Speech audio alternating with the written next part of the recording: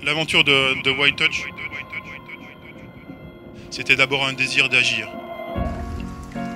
J'ai rencontré Francis Allais il y a maintenant un peu plus d'1 an, et Francis m'a dit « Ça fait 20 ans que j'essaye de faire un film pour dire que la forêt primaire disparaît presque inéluctablement, dans 10 ans il n'y en aura plus, mais personne ne veut le produire. » Je vais commencer par rappeler qu'une forêt primaire, ça n'a rien à voir avec l'air primaire.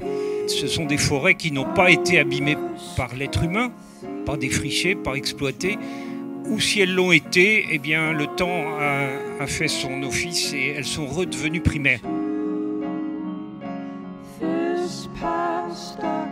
Le résultat, c'est que ces forêts, eh bien, c'est l'écosystème le plus riche du monde en espèces. C'est là que la diversité est la plus élevée.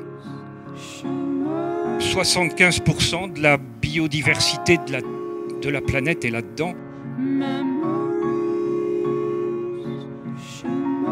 Le sous-bois est assez austère, à vrai dire.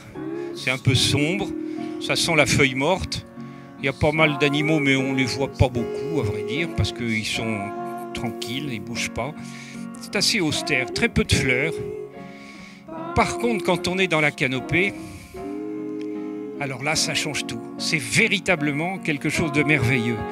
Je voudrais faire allusion à ces hautes branches des arbres couverts de véritables jardins suspendus. Nous marchons là-haut sur des tapis d'orchidées et de bégonias et du triculaire, et c'est quelque chose d'absolument incroyable.